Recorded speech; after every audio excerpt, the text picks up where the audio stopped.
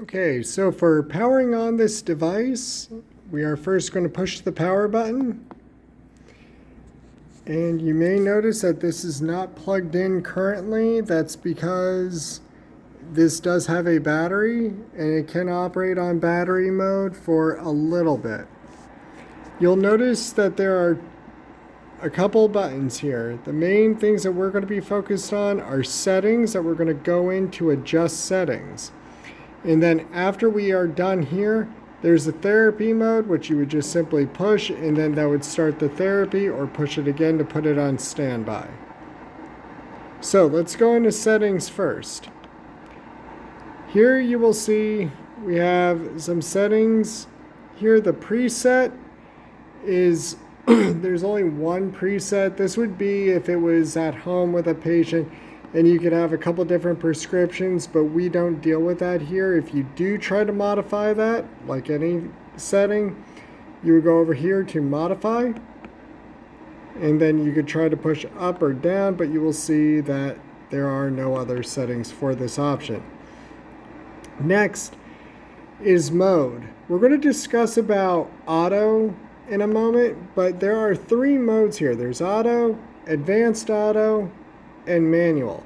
We don't use manual here at UNC, but we do use auto, and I'm briefly going to cover advanced auto afterwards. So once we're okay with our settings, we push OK and it'll go down. And of course, if you wanted to skip down, you could push buttons, the navigate button up and down as much to go as far down as you want or as high up as you want. So cough track. Cough track is something that helps make this more synchronous with the patient, and therefore it increases the chances of the therapy being successful. So you want this to be on. So we're just going to hit edit and on and then click OK. Next, we're going to do inhale. The inhale pressure of 20 centimeters of wire pressure is just a little low. I would recommend it being up to 25. And whatever we have on the positive pressure, we're going to want on the negative pressure, but we're not down there just yet. Inhale flow should be set to medium. Then we click OK. And then inhale time, we're going to want this set between 2 and 3 seconds. And it's already set there, so we will go down. Exhale pressure. Here we go.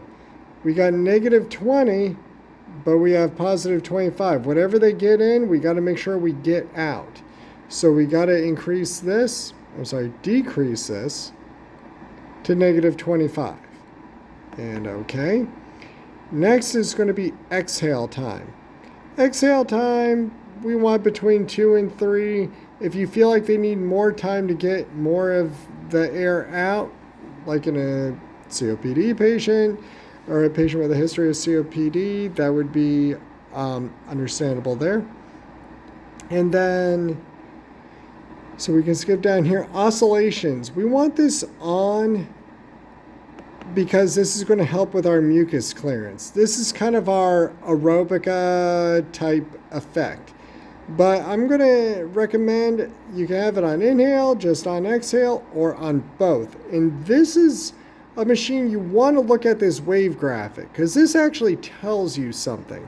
Notice how when it was off, you see everything smooth, but when we go down to both, we've got kind of Bart Simpson's hair, so to speak, or just it's rougher because these are the oscillations. This is that vibration that's going to occur both during inhalation and exhalation. Next, moving down, Next, moving down here, we're going to click modify. These physics terms, as I call them, frequency and amplitude, if you're wondering what those are, again, if we look at our graph, it's going to give us clues. And we want to land at the middle setting. So if this can go all the way up to, let's say, 20 before I hit the limit, that means we're going to want this set to 10 because 10 is half of 20. And then click OK. Next, amplitude. Again, click Modify. Let's go all the way up. But notice our graph, how deep. So amplitude is how deep those up and down motions are. Frequency is how frequent the vibrations are happening. So do we have a lot of vibrations or do we just have 1 or 2 vibrations? So amplitude, it's up to 10 is the max. So that means we're going to want half of that. So we're going to drop this to 5. And then OK. And those are your settings. You can't go any lower. So let's go up here to mode. So now let's talk about this other mode that isn't commonly used here, but I just want you to be aware of it. And that's advanced auto.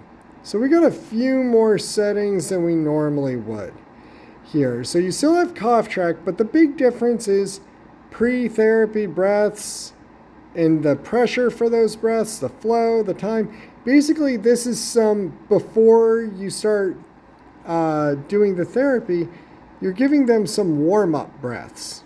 That's what I would call it. So this one has warm-up breaths. And if you go way down here, you have cool-down breaths, post-therapy breath, and then the number of cycles altogether. The number of cycles, so the number of times you want a patient to go through this at most per our policy, and it doesn't matter if it's auto or advanced auto mode, it's going to be 4 to 6 breaths. So you want 4 to 6 cycles before giving the patient a 1-minute break. Again, if you're giving this to a patient who is on a trach, or who has a trach, you're going to want to make sure that the cuff is inflated. And again, these are general recommended settings.